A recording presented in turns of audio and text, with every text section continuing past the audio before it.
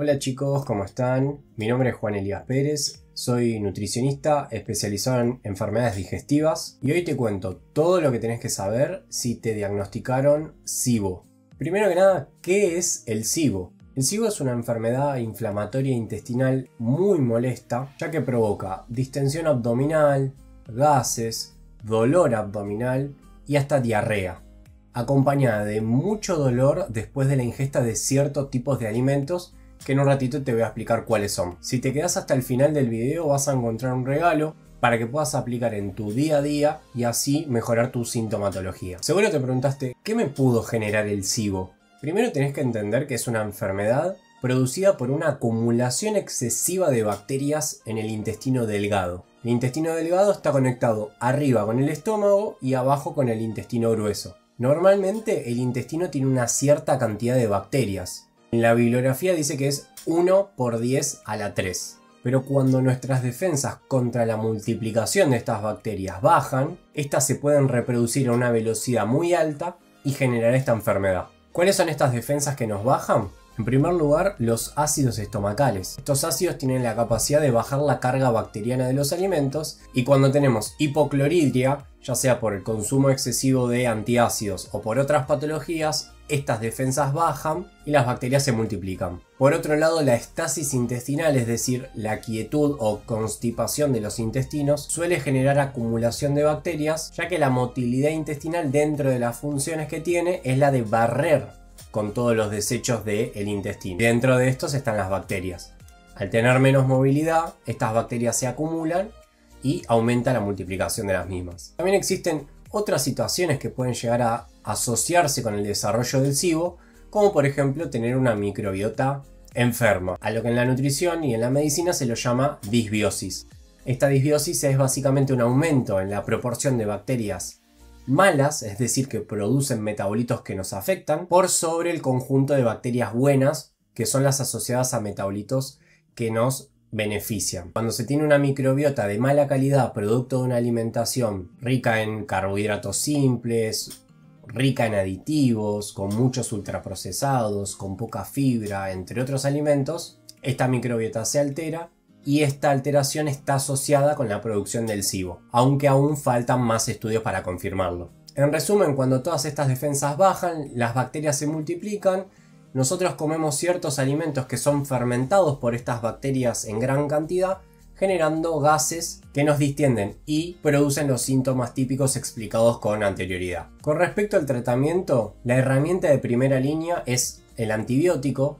El más usado es la rifaximina, no vamos a entrar en detalle, pero en lo que sí vamos a entrar en detalle es en la alimentación, que es una herramienta que permite controlar y moderar los síntomas de las personas con SIBO. La planificación alimentaria consta de 3 grandes etapas. La primera etapa, llamada de reducción, se caracteriza por la reducción de los alimentos que generan la fermentación de las bacterias. A esto se lo llama patrón hipofermentativo.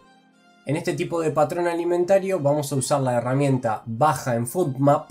Aclaro que la sigla FODMAP hace referencia a fermentables, oligosacáridos, disacáridos, monosacáridos y polioles. Estos se encuentran en alimentos con alto contenido en fructosa, como en ciertas frutas como la pera, la manzana, o jugos de las mismas, gaseosas o alimentos o productos alimentarios que tengan como aditivo el jarabe de maíz de alta fructosa que tanto invade nuestras góndolas.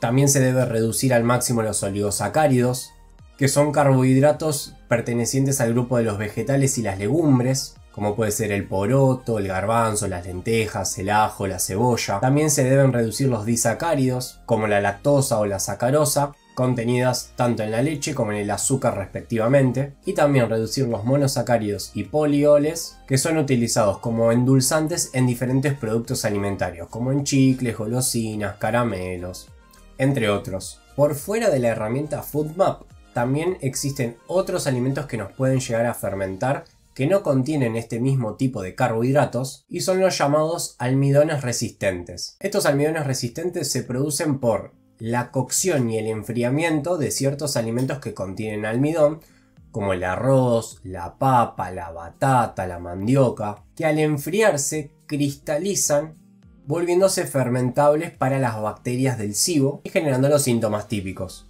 Esta etapa de reducción de los alimentos anteriores dura entre 2 a 4 semanas, para luego entrar en la segunda etapa llamada etapa de reincorporación. En esta segunda etapa reincorporamos aquellos alimentos paulatinamente, es decir, uno a uno, para poder identificar cuáles de todos los alimentos del perfil fermentativo nos generan peor malestar y en qué cantidad. Es por eso que esta reincorporación es de a un alimento en cantidades progresivas. De esta manera se conoce el umbral de fermentación de nuestro intestino. Por último llegaríamos a la tercera etapa, que se llama etapa de personalización, en donde con toda la información de las etapas anteriores construimos el plan de alimentación adecuado para la persona, teniendo en cuenta qué alimentos y en qué cantidades puede incorporar, y de esta manera no hacer una alimentación muy reduccionista a largo plazo, ya que estos alimentos son súper importantes para mejorar la microbiota intestinal que se encuentra en el intestino grueso.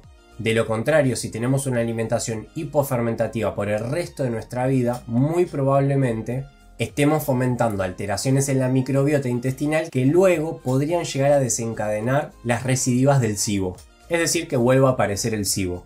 Abajo en la descripción te voy a dejar el link de un archivo para que puedas identificar cuáles son los grupos de alimentos que contienen mayor cantidad de compuestos fermentables, y al mismo tiempo te voy a dejar el link tanto para Play Store como para App Store, así podés descargar la herramienta FoodMap, aclaro que es paga, pero que contiene la lista de los alimentos y las cantidades que contienen de los distintos tipos de FoodMaps para que tengas una noción más acabada de qué alimentos sí podés incorporar y no podés incorporar en cada una de las etapas. Hasta acá hemos llegado, espero que te haya sido de utilidad la información. Si te gustó, dale me gusta y compartilo con ese amigo, familiar o conocido que sabes que le diagnosticaron SIBO para poder ayudarlo con esta información. También te dejo mis redes sociales donde subo contenido asociado a estas temáticas y también puedes contactarte para atenderte conmigo.